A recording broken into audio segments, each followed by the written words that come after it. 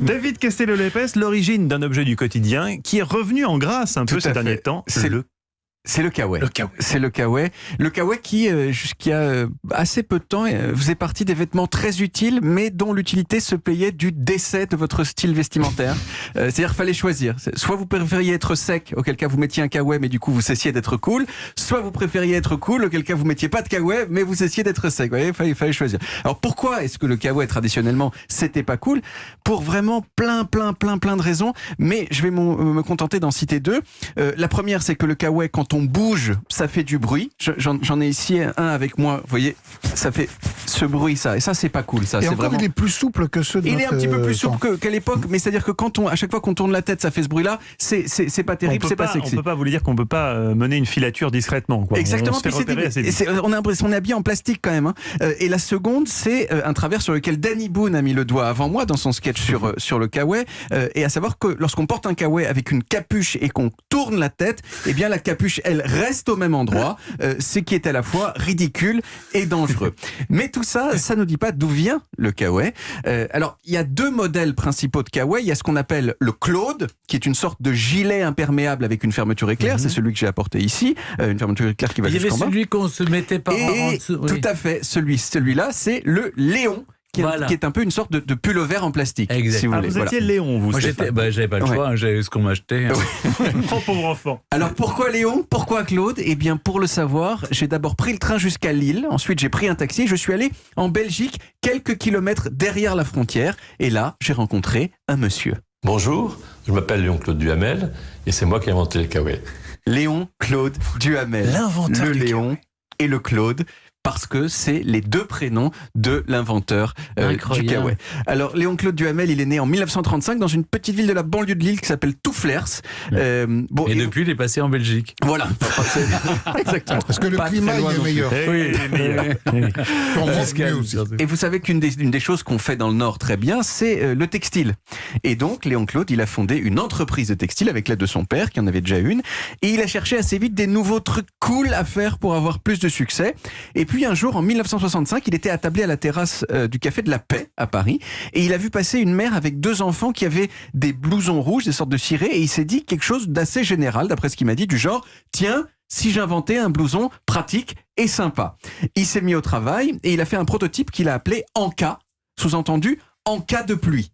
Mais il y a un publicitaire qui l'a convaincu que les États-Unis c'était plus cool que la France. Alors il a enlevé le « en » de « en cas ». Il a transformé le K, C-A-S, en lettre K, et il a mis le mot anglais way après, et voilà, kawaii, du coup, alors ça veut plus rien dire du tout, hein. Ah non, ça veut plus rien dire. Hein. Que dalle, mais ça sonne bien. La preuve, hein, on s'en souvient, kawaii, voilà. Le premier kawaii, il a été vendu en 1966, à un moment où quand même la société française et la société des pays développés en général commençaient à avoir plus les moyens de faire des activités de plein air, genre la randonnée, genre la voile, tout ça. Et le kawaii, c'est super adapté pour ça. Et les pubs de l'époque, d'ailleurs, c'est exactement ce qu'elles disent. Exemple. Pour les mordus du bateau, pour les amoureux de la nature, kawaii le vrai. Kawaii, le vrai. Voilà, bref, c'est un carton absolu. Entre 1966 et 1992, il y a 45 millions de kawaii qui sont vendus. Mais il y a un moment où c'est retombé. En fait, il y a plein de contrefaçons qui ont inondé le marché. Et kawaii était dans la merde. Ça a été racheté par plusieurs groupes les uns après les autres. Et aujourd'hui, kawaii, ça appartient à une entreprise italienne qui a réussi à le faire renaître sous la forme d'une marque de luxe. Et ça a été un comeback comme on en a vu quelques-uns ces dernières années. Genre le coq sportif, par exemple, c'est la même chose, où kawaii est passé en 3 minutes du ringard absolu au cool total. Les boutiques kawaii aujourd'hui, elles ressemblent à des bijouteries. Les mannequins qui les portent sur les pubs, ils font la gueule pour montrer que c'est cher. En gros, le kawaii est devenu tendance. Ils font la gueule parce que c'est cher. Parce que c'est cher peut-être.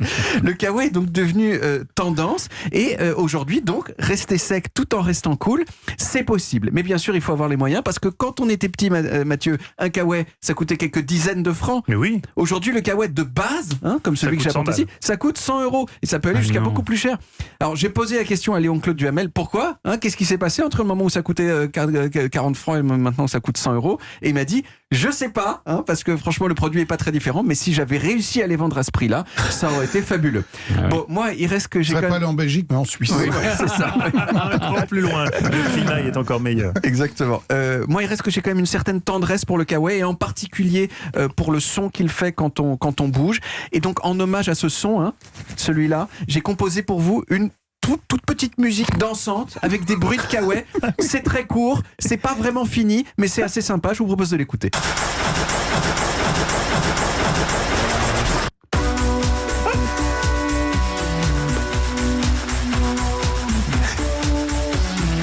Mais il est le nouveau Daft Punk portugais. Et voilà, tout ça avec des bruits de kawaii. Bon, pas tout, hein, il y a aussi du synthétiseur et des cuivres, mais il y a quand même, on peut faire de la percussion. La percussion avec des kawaii. Exactement. Voilà, ça sert à tout. Merci David. On retrouve les origines en podcast sur toutes les applis audio et évidemment sur le site europe1.fr.